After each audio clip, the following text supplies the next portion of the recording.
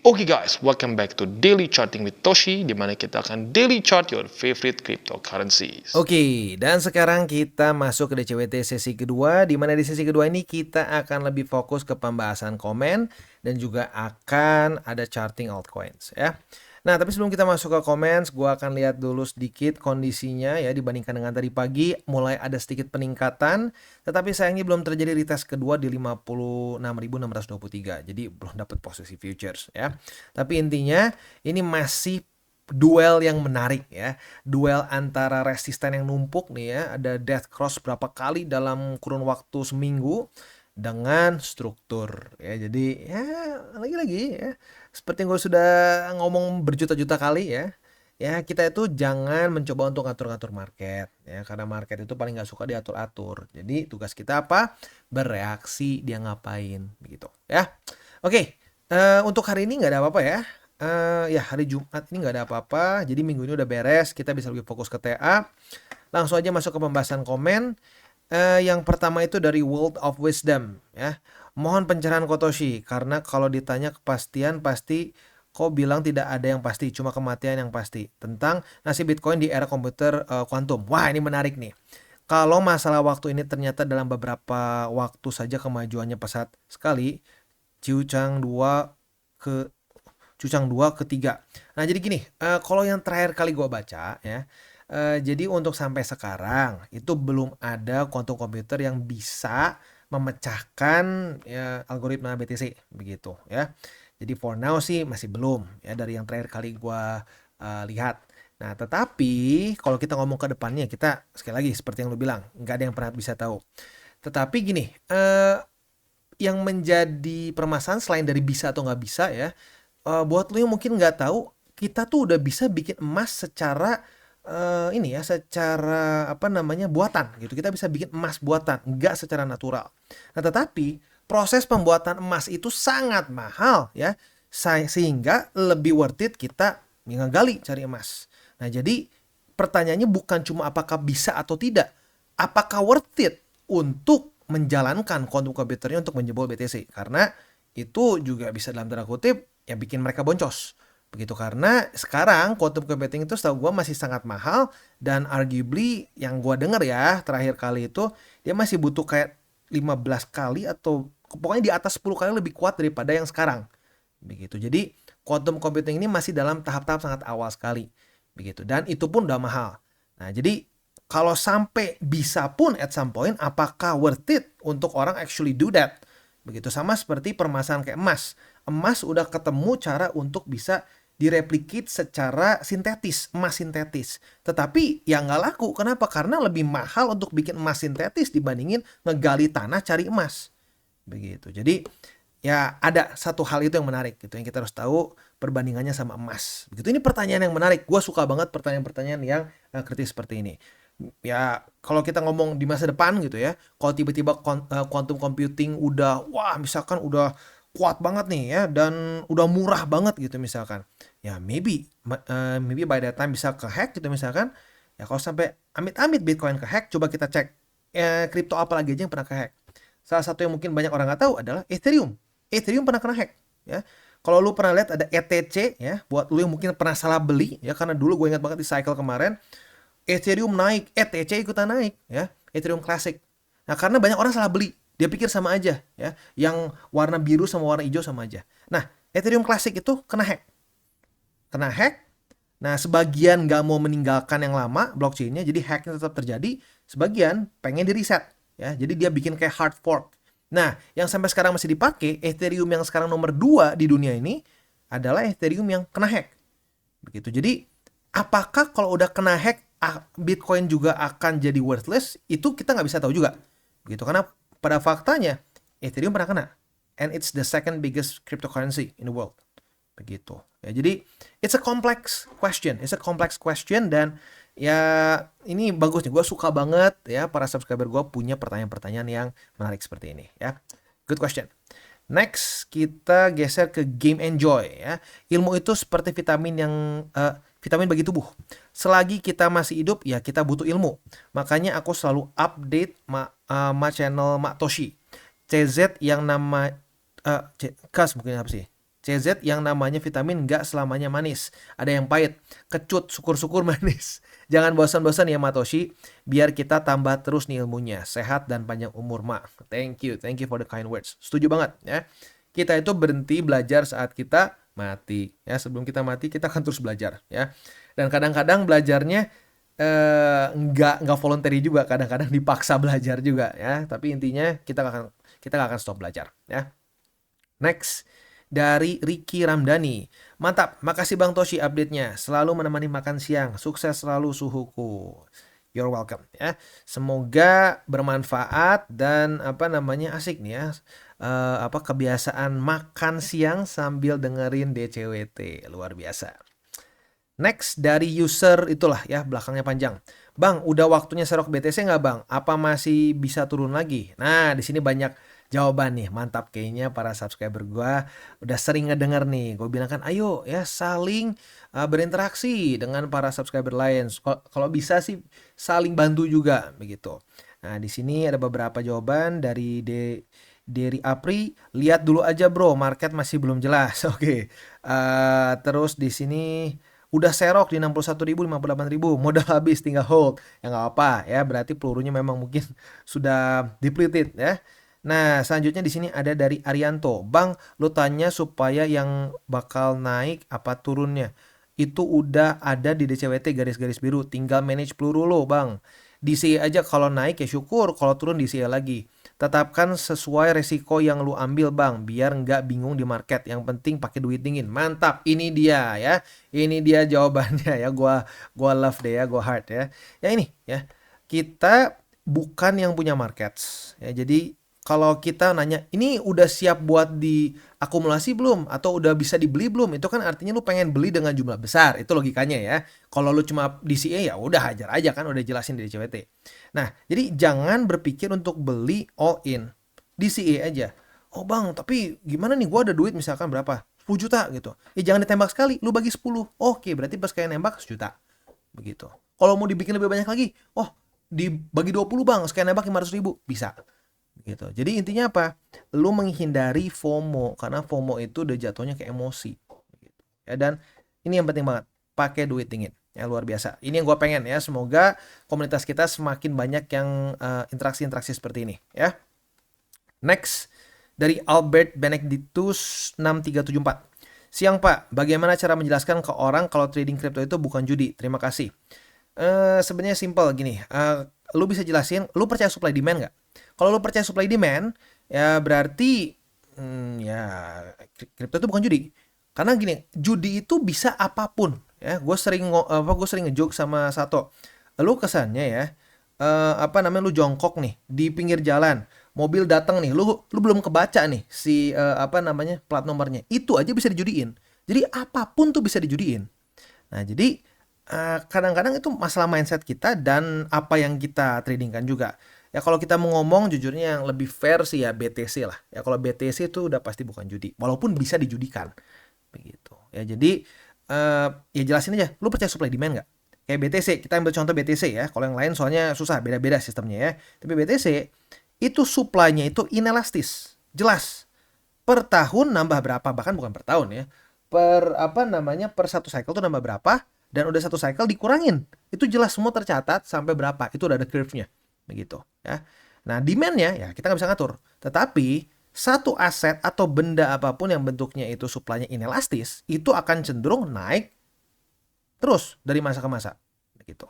Nah, tapi baik lagi, kalau dia dari awal udah memang ya pokoknya judi, bukan judi. Ya udah, kalau itu udah nggak bisa. Itu namanya kita mencoba untuk ngomong sama batu bata. Begitu. Itu buang waktu. Gitu. Jadi kalau dia terbuka ya, kalau dia cuma mau diskusi, ya udah lu jelasin. Tapi kalau dia nggak mau diskusi, cuma pengen bikin pernyataan-pernyataan yang terlihat keren, terdengar keren, ya mending lu nggak usah lu nggak usah ngomongin lagi soal kripto ke dia, karena buang waktu, gitu ya. Next, Ade Wijaya 6038. Bandar, 1 koin 1 M, yang bandarin siapa? Ngakak jir. Gini, lu mungkin 1 miliar ya, arguably sekarang di bawah ya, 58.000 lah, 58.000 USD. Itu di US cuma kurang lebih penghasilan rata-rata orang ya. berarti sebenarnya nggak gede-gede amat gitu per satu koinnya. Dan kalau lihat secara market cap itu cuma 1,1 triliun US dollars. Itu cuma loh, bandingin sama yang lain. Bandingin sama emas. Bandingin sama saham-saham seperti mungkin Amazon, apalagi Google tuh apa ya? Alphabet dan lain-lain. Nvidia dan seterusnya. Nggak gede-gede amat gitu, nggak gede-gede amat. Nah, jadi mungkin yang lu perlu lakuin adalah perluas perluas ilmu lu gitu, karena ini gini loh, market itu nggak semua ngebandar. Apakah lu pikir semua pemegang saham dari Microsoft, pemegang saham dari Alphabet, pemegang saham dari Meta atau Facebook itu semua bandar? Oh, enggak, ya. Banyak yang udah mereka nggak hold aja karena mereka tahu ke depannya akan meningkat ke atas. Begitu. Jadi kita harus menghilangkan kebiasaan berpikir bahwa wah, pokoknya bandar ini selalu ingin mengalahkan kita. Enggak, sometimes kita memang not that smart aja makanya kalah terus di market. Dan orang berpikirnya jangka panjang gitu. Kalau orang berpikir jangka panjang, ya udah dia akan cenderung lebih selamat. Begitu. Itu ada statistiknya, lu bisa cek ya. Kalau lu actually hold ya kayak S&P 500, Dow Jones atau apapun itulah ya, aset-aset yang bahkan saham satuan gitu ya. Tapi jangan yang asal ya, jangan pink sheet yang begitu-begitu ya. Ya lu beli Amazon, beli Apple, ya beli blue chips gitu ya. Lu hold cukup lama, itu very hard to be unprofitable. Justru susah untuk nggak profit. Begitu. Tapi kalau lama. Nah, tapi kalau mikirnya cuma sehari 2 hari ya gampang banget boncos. Nggak usah ngomongin di kripto. Lu di saham aja, di super blue chip aja, lu kalau cuma mikirnya sehari dengan gampang, lu kelibas di market. Ya. Next dari Ricky Ramdhani. Makasih, saya murid setia Bang Toshi. Selama tidak ada halangan selalu nonton channel ini. Thank you for the support ya. Next dari Genos Garage ya. Support terus, enak banget penyampaiannya. Thank you. Next dari Sentana PTR ya. Bang, aku baru subscribe channel ini 2 minggu yang lalu. Dan thank you banget atas wejangan-wejangannya selama ini yang sangat mencerahkan otak pemula seperti aku. Tanggal 5 Agustus kemarin aku BTC sempat nyentuh 49.000. Tapi hari ini untuk tanggal yang sama angka tersebut berubah menjadi 54.000. Itu kira-kira kenapa ya, Bang? Salam sukses selalu, Bang. Thank you. Nah, kalau menurut gue sih angka sih ya, kalau dari tanggal ke berapa sih itu mungkin bisa ya kebenaran aja, coincidence begitu. Nah, tapi yang pasti kenapa bisa sampai ke 54.000 ya karena kemarin di sini hasil dari ininya luar biasa ya. Hasil initial jobless claim-nya buat BTC ngepump, tapi ya secara resistennya cukup numpuk. Di sini ada BSB, ada Death Cross MA50 200, Death Cross 220 dan sekarang yang paling baru adalah Death Cross MA20 dan 50. Jadi ya ini kesannya berapa ya? 3 lawan 1. Nah, yang satu ini sedikit terpuruk nih. Ya, walaupun masih ada perlawanan. Ya. Jadi itu mungkin alasan secara TA-nya. Next dari apa nih? Wah Brothers ya. Thanks Bang. Thanks Bang Toshi. Gara-gara channel lu, gua jadi lebih sehat mentalnya. Nggak buru-buru. Semua pakai data dan tepat.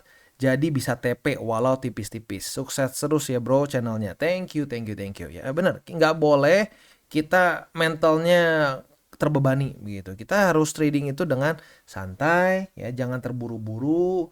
Jadi jangan sampai kayak mikirnya kayak di film gitu ya. Wah, di film apalagi nonton Wolf of Wall Street ya. Itu kalau lu bener-bener nonton dan lu ngerti konteksnya, itu pelanggaran hukum sebenarnya. Jadi sebenarnya investasi trading itu enggak penuh dengan adrenalin, enggak. Banyaknya lu lihat chart, analisa, baca data. It's for most people boring. For me no, ya buat gua enggak, tapi buat rata-rata orang boring. Begitu, ya. Next dari Torik Zakaria. Saya pemula, Bang. Saya beli BTC tutup mata. Mau naik, mau turun tetap saya beli atau subscribe channel Bang Toshi. Mantap, ya. Ini berarti tipe DCA murni. Dan bersama gua, ya. DCA murni, kalau benar-benar murni dan lu terus konsisten, itu kadang-kadang bisa lebih profit ya dibandingkan orang yang belajar TA-nya setengah-setengah. Karena kalau setengah-setengah, seringnya apa? Buy high, sell low. Buy high, sell low. Tapi kalau lu benar-benar DCA murni, nanti ujung-ujungnya ya, udah profit nih. Ya kadang-kadang ini mungkin disebut sebagai ignorant is a bliss. Karena kalau kita nggak tahu, kita nggak baca TA, nggak setengah matang gitu ya, malah lebih profit dibandingkan yang bacanya setengah-setengah. Jadi makanya pilih nih, mau murni kayak Bro Torik ya, atau mau ya belajar TA benar-benar sampai full, sampai ngerti. begitu. Karena kalau di tengah-tengah itu yang paling sering mati ya. Selanjutnya Nova Adi, channel sebelah pakai kata-kata up only, alt season dimulai, padahal secara makro lagi kering. Nah itu bener banget, gue setuju. Itu dari Maret loh. Gini lah, oke lah, to be fair, Maret nggak separah sekarang lah. Tapi mulai ada tanda-tandanya. Kalau lu ngelihat keluar tuh kayak, ini kok mulai mendung ya. Belum sampai bener-bener abu, tapi mulai kelihatan tuh. Dari jauh, loh, itu kok kayak mulai keluar awan-awan abu, mulai ada sedikit, apa ya, kayak bukan petir apa ya. Ya pokoknya cuma kelihatan aja kayak blitznya gitu, boom, boom. Nah, lu bisa ngeliat, waduh, ini kayaknya bisa hujan nih. Nah, kemarin orang udah pengen main bola mungkin ya. Wah, enggak akan hujan. Ini bola, ini tanding udah mau mulai nih. Enggak. Lihat nih, ya kita udah mau mulai tanding soalnya pasti akan terang. Sekarang mulai gerimis. Nah, deg-degan. Ya kayak gitu. Nah, itu antara pakai data dan fakta sama pakai perasaan. Perasaan pengen main bola, begitu. Tapi faktanya udah mau hujan, begitu. Ya. Next, RTZ YYY. Bang kata, waduh, ya itulah ya. Sama itulah pokoknya akademi itulah ya. Ini sama dengan 2019. Coba gue, wah gila ini ada yang like-nya 4 ya. Coba gue baca ya. Bro, gue ngakak banget waktu dia bilang dia yang pertama analisa kayak 2019. Padahal di sini Mak Toshi udah jelasin cycle sangat mirip dengan 2019 sejak awal tahun. Dimana dia malah pom-pom gak jelas, bikin banyak orang sangkut. Kalau sudah salah tinggal hapus konten. Ya gue tahu orangnya. Maksudnya tahu channelnya, bukan tahu orang, bukan kenal ya, tapi maksudnya tahu channelnya.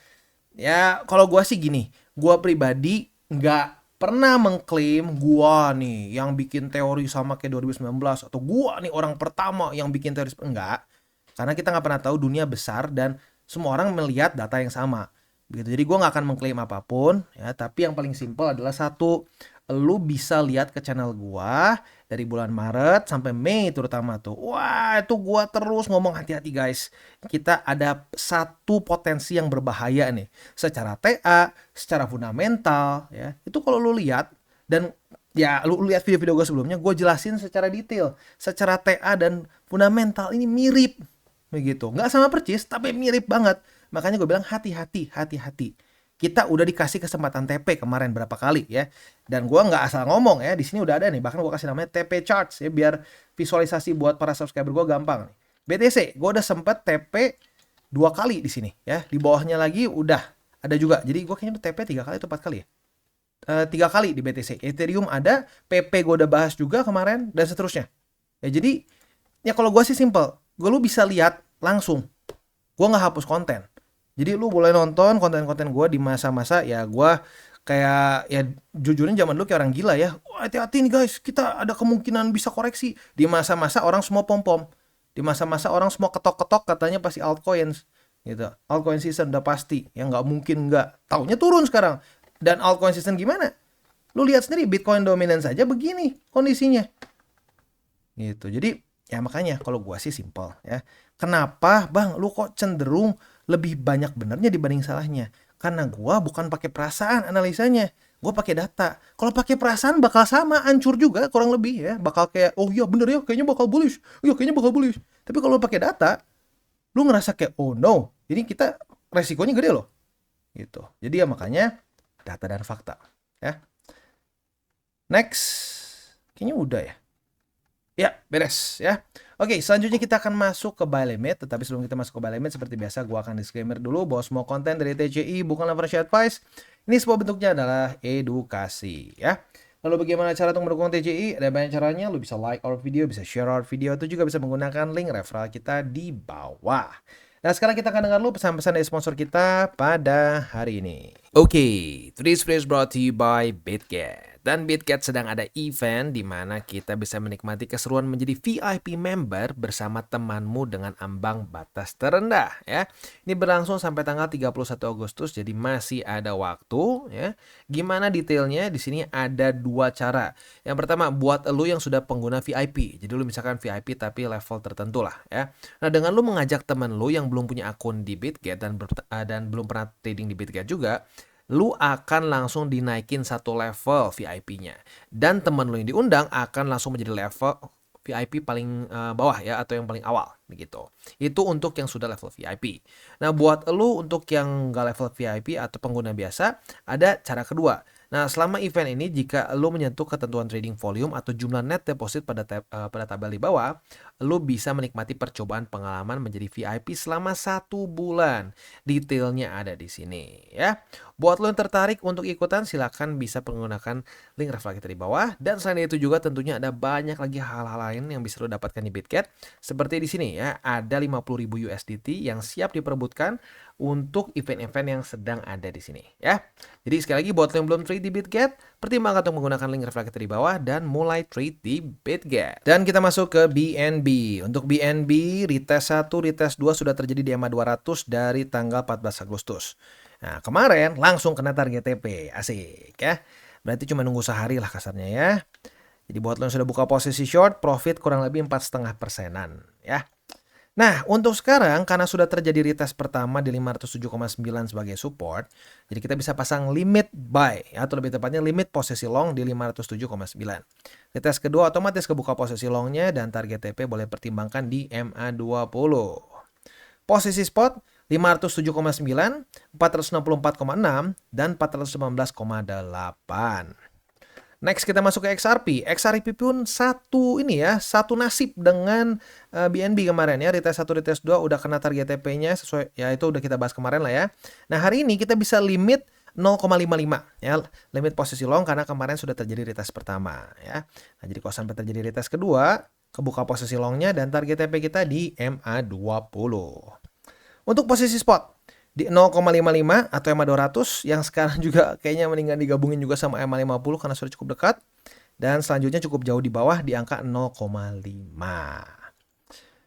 Next kita masuk ke Cardano. Untuk Cardano sudah terjadi retest 1, retest 2 di 0,32. Artinya kita sudah dapat posisi long. Nah, posisi long kita ini yang sekarang sedang dalam keadaan profit berapa nih? Coba kita cek ya. Wow, lumayan. 4%-an ya. Nah, target TP-nya itu udah beberapa. Boleh di EMA 20 atau kalau lu mau lebih konservatif, boleh pertimbangkan di arguably struktur baru di sini ya, di angka 0,34. Nah, kita pasang dulu aja deh. Ini struktur resisten baru, bisa juga jadi target TP kita ya. Posisi spot harusnya udah kena ya di 0,32 dan dikasih 2 kali kesempatan juga. Berarti selanjutnya di 0,31 dan di 0,26. Jadi kurang lebih seperti itu untuk DCWT sesi kedua. Gua tutup dengan 3 golden rules. Jangan pakai uang panas, jangan over leverage, dan berpikirlah jangka panjang. Oke guys, jadi itu adalah akhir dari segmen DCWT kita pada hari ini. Dan jangan lupa bagi kalian yang merasakan manfaat dari segmen ini, jangan lupa untuk share ke teman-teman kalian. Dan apabila lu pengen mensupport channel kita, ya TCI, jangan lupa untuk menggunakan link referral kita di bawah. Nggak wajib ya, tetapi apabila lu menggunakan link referral kita di bawah, ada macam-macam ya, dari Bybit, Huobi, Maxi, toko kripto, dan banyak lagi ya. Ya, walaupun nggak wajib, tapi kalau menggunakan link referral kita, lu secara langsung membantu perkembangan dari TCI. Dan satu lagi, jangan lupa juga untuk join Telegram group kita, di mana kita bisa ngobrol-ngobrol santai mengenai dunia cryptocurrency secara 2 arah. So, jangan lupa untuk like, subscribe, click the bell icon, and see you on the next video.